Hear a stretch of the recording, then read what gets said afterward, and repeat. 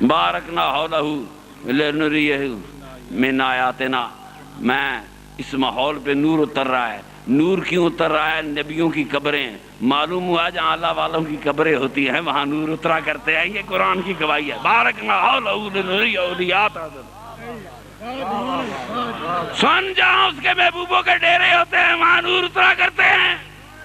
اے بھئی چورا شریف پر بند چورا شریف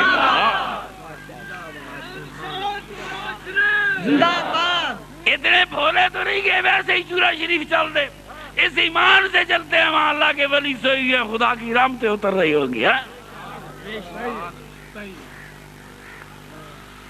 میرے نبی پاک کے آبا و اجداد نے اسے قبلہ بنایا تو خدا کے حکم سے تو نہیں نہ بنایا, اپنی مرضی سے بنایا. اب سنو, قبلے اور ہیں, قبلے بنانے والے اور ہیں. جن کی مرضی سے قبلے بنے وہ اور ہیں. کوئی مسجد نہیں بیت المقدس میں, کسی نبی کے دین میں نماز کوئی نہیں. مسجد بنانے کی تک ہی نہیں بنتی. قربان گاہیں بنی تھی, ہیکل تھا سلیمان علیہ السلام کا, یہودیوں کی عبادت گاہ تھی. آج توجہ فرمائے میری طرف. جی وہ ایک عبادت گاہ ہے.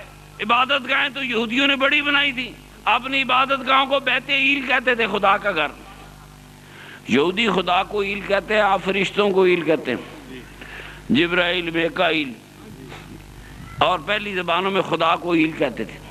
بیت ایل اللہ کا گھر. اب میرے آقا کے آبا و اجداد نے جب بیت المقدس کو اپنا قبلہ متعین کیا تو انہیں کسی خدا کا حکم تھا؟ نہیں. پھر میرے نبی پاک نے اپنے آبا و اجداد کی تقلید میں, اپنے آبا و اجداد کے پیار میں سرور کائنات نے بھی قبلہ کس کو بنایا؟ تو نمازیں تو حضور نے بعثت سے پہلے بھی پڑھی ہوں گی نا. کون سی کہانی ہے؟ جب سارے عرب پڑھتے تھے. میرے آقا کے آبا و اجداد کی کہانی نماز کہانی ہے. حضور نے بچپن میں بھی پڑھی, جوانی میں بھی پڑھی, بعثت کے بعد اور کہانی ہے. میرے آقا بھی بیت المقدس کی طرف منہ کر کے نماز پڑھتے رہے.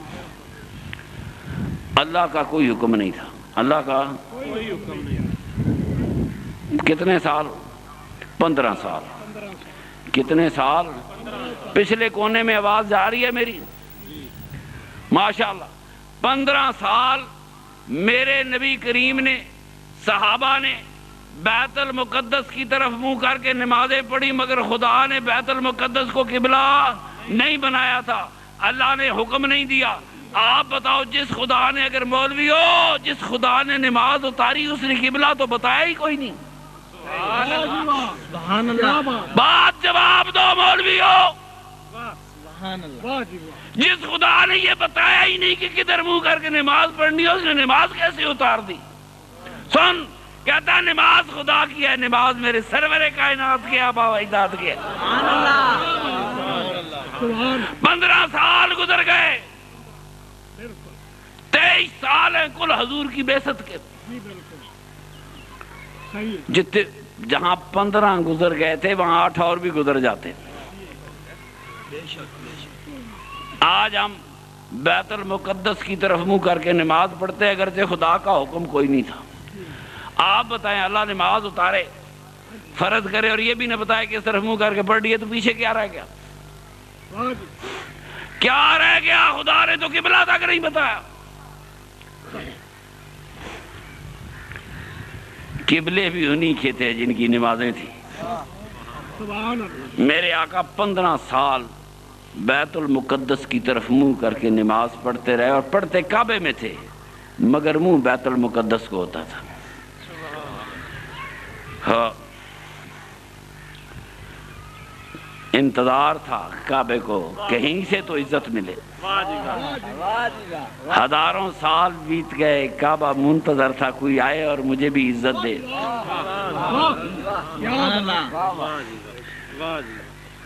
کوئی بات نہیں ہے. کعبے کے اندر نماز پڑھنے والے منہ کرتے ہیں بیت المقدس کی طرف, خدا کا رسول منہ کرتا ہے بیت المقدس کی طرف. حضور سے پہلے کسی نبی نے نماز ہے ہی نہیں، دوسرے کعبے کی طرف منہ کر کے پڑھنی کیا تھی؟ 15 سال خدا کیا قبلہ بتائے بغیر مسلمان پڑھتے رہے۔ آج کل مولوی قبلے نو کھڑا نہیں ہونے دیں، جان نہیں چھڑ دی۔ غور کرو، 15 سال قبلہ خدا نے دیا ہی نہیں، تو ان نمازوں کا کیا بنا ہوگا؟ ایک بندے نو کار دے چھوڑے جا، اے نہ دسے جانا کتے ہو، کی کرے گا؟ خدا نے قبلہ،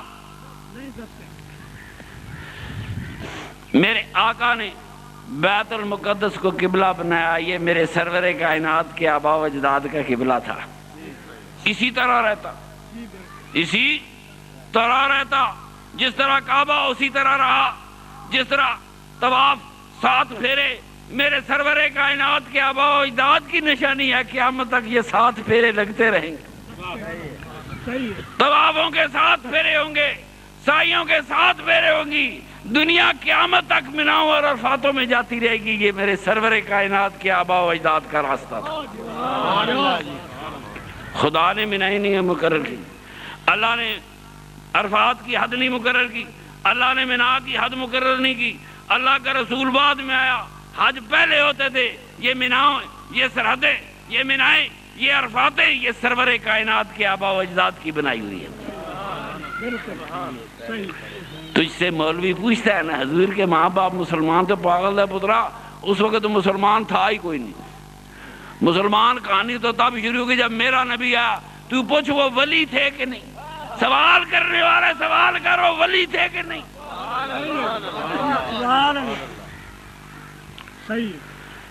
ولی کیسے تھے؟ نعرے مار دے ہو مولا علی کرم اللہ وجہ الکریم کے۔ میری بات سنو،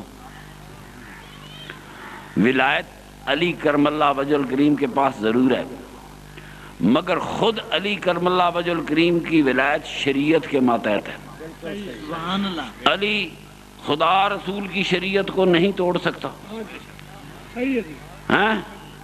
ولایت ہے مگر پابند ہے شریعت کی۔